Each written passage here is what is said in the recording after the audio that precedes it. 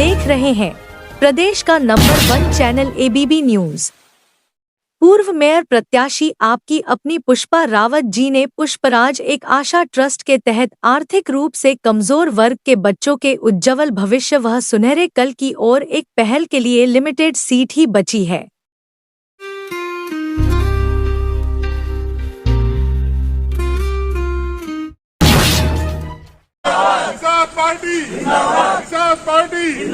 Doctor Sanjay Nishad, doctor Sanjay Nishad, doctor Sanjay Nishad, Nishad party, Nishad party, Nishad party, Nishad party, Nishad party, Nishad party, जिंदाबाद। जय निषाद राज, जय निषाद राज, जय निषाद राज, जय निषाद राज, जय निषाद राज, जय निषाद राज, जय निषाद राज, जय निषाद राज।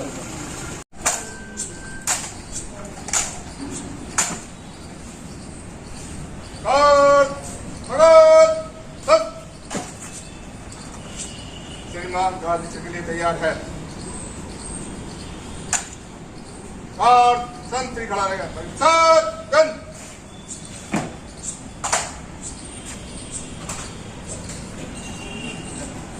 पार्टी जिंदाबाद, जिंदाबाद, जिंदाबाद। डॉक्टर संजय निषाद जिंदाबाद, जिंदाबाद, जिंदाबाद। डॉक्टर संजय निषाद जिंदाबाद, जिंदाबाद, जिंदाबाद। डॉक्टर संजय निषाद जिंदाबाद, जिंदाबाद, जिंदाबाद। डॉक्टर संजय निषाद जिंदाबाद, जिंदाबाद, जिंदाबाद। निषाद पार्टी जिंदाबाद, जिंदाबाद, जिंदाबाद। निषाद पार्टी जिंदाबाद, जिंदाबाद, जिंदाबाद। निषाद पार्टी जिंदाबाद, जिंदाबाद, जिंदाबाद। निषाद पार्टी जिंदाबाद, जिंदाबाद, जिंदाबाद। डॉक्टर संजय निषाद जिंदाबाद, जिंदाबाद, जिंदाबाद। डॉक्टर संजय निषाद जिंदाबाद, जिंदाबाद, जिंदाबाद।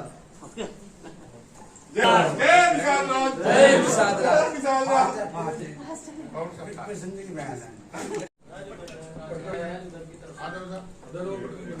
कहाँ गए सर?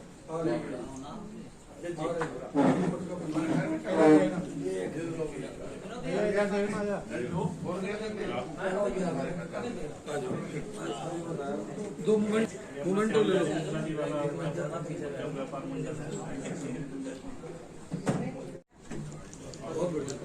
मंत्री जी का आशीर्वाद तो सब ठीक हो जाएगा।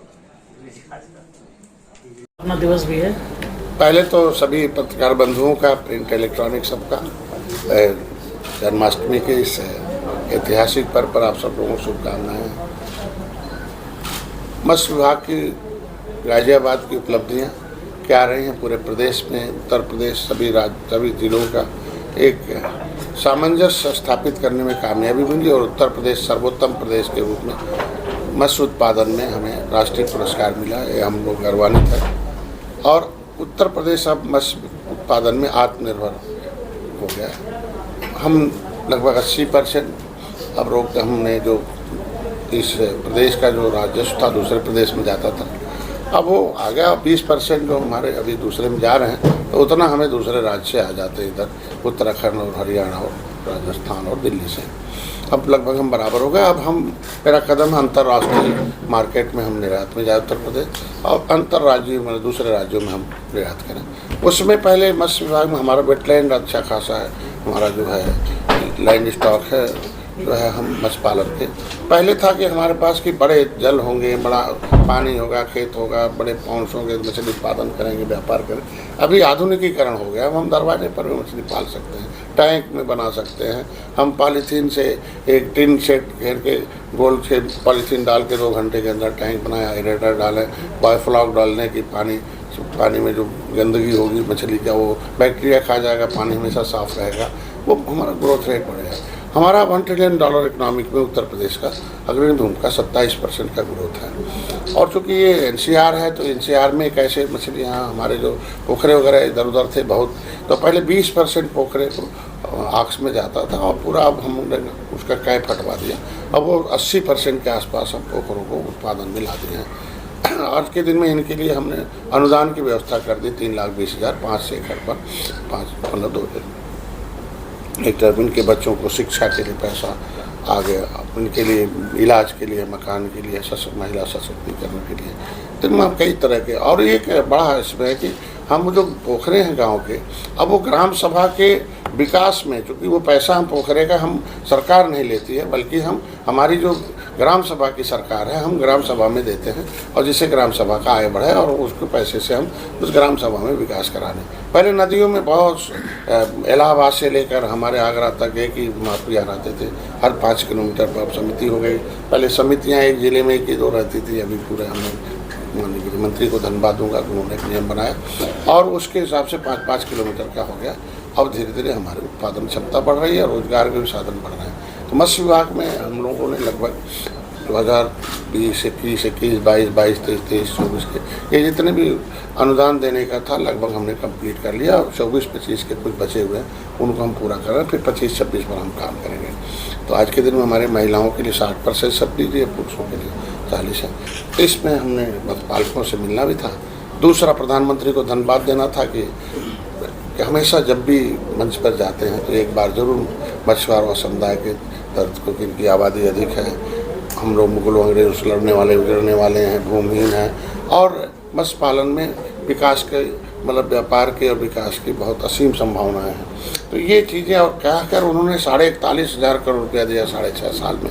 एक मतलब बड़ा भूमिका रही हमारे लिए, अच्छा रहा इनके लिए। फ्री का पहले हमारे लोग योजना भर देते थे, पैसे के अभाव में नहीं ले पाते थे, 40% सब्सिडी का वो अपना पार्ट देना पड़ता था। अब ये हो गया कि नहीं, अब KCC भर दे बिना गारंटी के 3 लाख रुपए है 4% ब्याज पर। हाँ, गारंटी है तो 5 लाख है।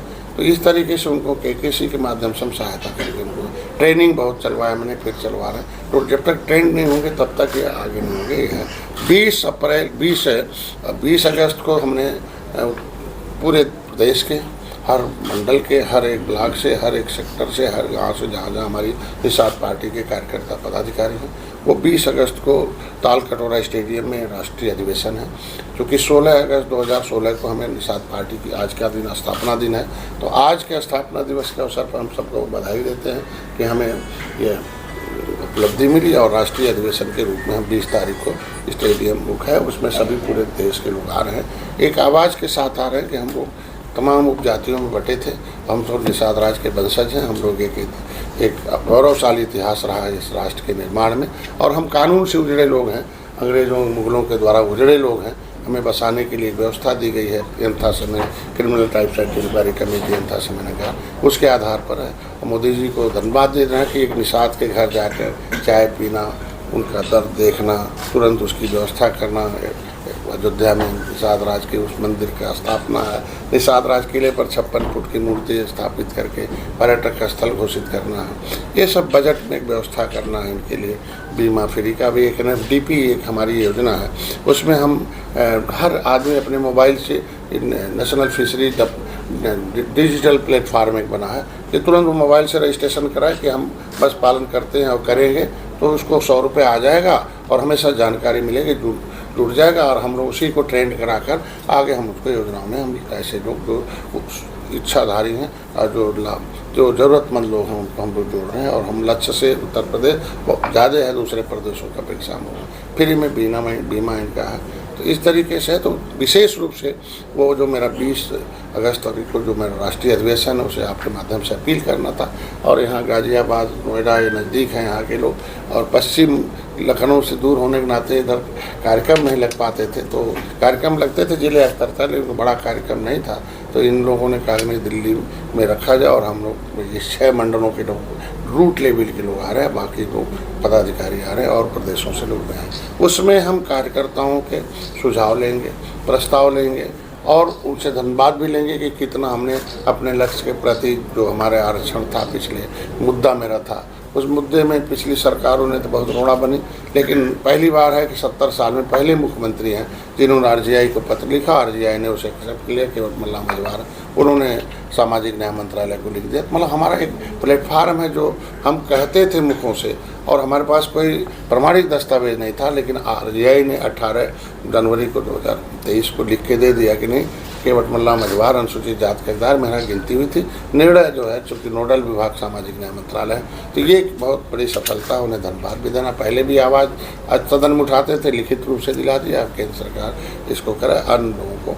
तो ये मुद्दे हैं और निषाद पार्टी का कितना विस्तार हो चुका है, दूसरे प्रदेशों में आएंगे तो जो समर्पित कार्यकर्ता होते हैं, संकल्पित कार्यकर्ता होते हैं, सक्रिय कार्यकर्ता होते हैं, तो तो राष्ट्रीय अधिवेशन में एक अवसर मिलता है उन्हें उनकी क्षमता देखने का। जब क्षमतावान लोग आ जाते हैं तो लक्ष्य को पूरा करने में आसानी हो जाती है, और बड़े लक्ष्य को प्राप्त करना हो तो एक अनुशासित कार्यकर्ता और सशक्त संगठन की जरूरत होती है। तो कितना सशक्त संगठन उसे जिले में बना रखा है, विधानसभा में बना रखा है, तो राष्ट्रीय अधिवेशन में प्रदेश में बना, तो उसे पता चल जाता। तो उसके हिसाब से उनको अवसर भी प्रदान हो कि राष्ट्रीय में विस्तार होते हैं, पदों के बदलाव होते हैं, जो कुछ काम किया फिर अच्छा काम कर रहा उसे और ज़्यादा अवसर प्रदान किए जाए। तो लोगों को अवसर प्रदान करने की अपनी चोटी के लिए ये राष्ट्रीय अधिवेशन होते हैं। उसमें भारतीय जनता पार्टी चूँकि बड़े भाई के रूप में हम अलायंस पार्टनर हैं, तो मैंने शीर्ष नेतृत्व को आमंत्रित कर रखा है। उसमें कोई न कोई बड़ा कोई आएगा, हम वादा किया, और हम लोग इसी रूप में हम लोग गाजियाबाद आए थे कि यहाँ कार्यकर्ताओं से बैठक भी होगी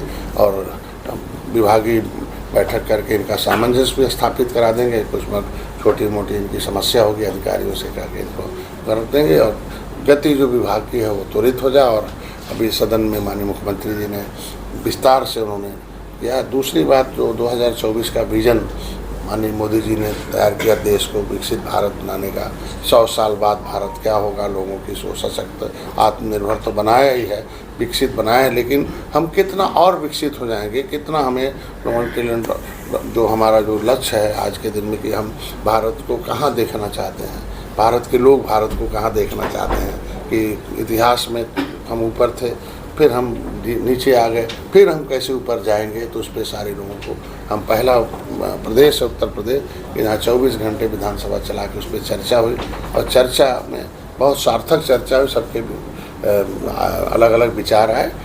आलोचना समालोचना तो होता रहता है, उस समालोचना आलोचना में भी बहुत बातें निकल के आती हैं, सुधार करने का अवसर मिलते हैं। तो पक्ष विपक्ष दोनों ने 24 घंटे चर्चा की है कि नहीं उत्तर प्रदेश सर्वोत्तम प्रदेश बने, सशक्त भारत में उत्तर प्रदेश भी सशक्त हो, विकसित भारत में उत्तर प्रदेश भी विकसित हो, आत्मनिर्भर भारत में उत्तर प्रदेश भी आत्मनिर्भर हो। हम पहले बीमारू राज्य में थे, हम रेवेन्यू लॉस में थे, अब सरप्लस में हैं। और सरप्लस में पहले हमें कुछ सोचना पड़ता था उत्तर प्रदेश को, तो कर्जा लेना पड़ता था, लेकिन आज ऐसा नहीं है। जो भी कोई सोच हो, तो सोच की देन है कि आज भारत उतना बड़ा बन रहा, आज शक्ति महाशक्ति बन रही। सोच की देन है कि आज अब महिलाओं को 33%, सोच की देन है कि अपर कास्ट में 10% लोगों को आरक्षण दिया जो कमजोर थे, सोच की देन है कि वो SC OBC के लिए जो आयोग थे नहीं बने थे, उसे सोच की देन आज के दिन में कि पहले कैसे लोग आते थे विधानसभा विधान परिषद में, सांसद राज्यसभा, सोच हो गया। देखो डॉक्टर, इंजीनियर, वकील, प्रोफेसर हैं, पत्रकार हैं, आपके महिलाएं हैं, नौजवान हैं, किसान, ऐसे ऐसे लोग, हर जाति हर धर्म के वर्ग के लोग अब सदन में आए। सदन का पहले स्वरूप क्या होता था, अभी क्या स्वरूप है, आगे कैसा होना चाहिए। तो अभी जो सदन से चर्चा करके प्रस्ताव पारित हो गया, अब वो पब्लिक में जाएगा, पब्लिक डोमेन में लगभग 5 करोड़ लोगों से उस बार कोड के माध्यम से उसमें डॉक्टर होंगे, इंजीनियर होंगे, प्रोफेसर होंगे, साइंटिस्ट होंगे, वकील होंगे, पत्रकार होंगे, जर्नलिस्ट होंगे, सभी लोग अपना अपना विकसित भारत के उस सोच में अपना अपना कमेंट, अपना सुझाव देंगे। तो जिससे बाद में फिर एक बार चर्चा होगी, और फिर उस प्लान, कहते हैं कि प्लानिंग बिफोर प्रोग्राम, अगर हमारा कोई प्रोग्राम करना तो उससे पहले प्लानिंग होनी चाहिए। अब प्लानिंग में पहली बार है कि मोदी ने इस तरह का एक सोच रखा कि लोगों से राय लेकर देश को विकसित किया जाए तो बेहतर होगा। और प्रेस कॉन्फ्रेंस का मूल आज का वही था कि 20 अगस्त को तालकटोरा मैदान में सारे लोग लोकतांत्रिक ढंग से अपने राष्ट्रीय अधिवेशन में आएंगे, और यहाँ सबके आपके माध्यम से पूरे देशवासियों को कृष्ण का जो है शुभकामनाएं देना था और अपील भी करना था। अब पत्रकार बंधुओं को और अपील करना था कि बिना आपके सहयोग से कोई गरीब, शोषित, वंचित और जितने संवैधानिक अधिकारों से वंचित जातियां हैं जिनकी आवाज़ बने हैं, कितना दर्द है कि जमुना उस पार अनुसूचित में है निषाद, जमुना इस पार पिछड़ी में है।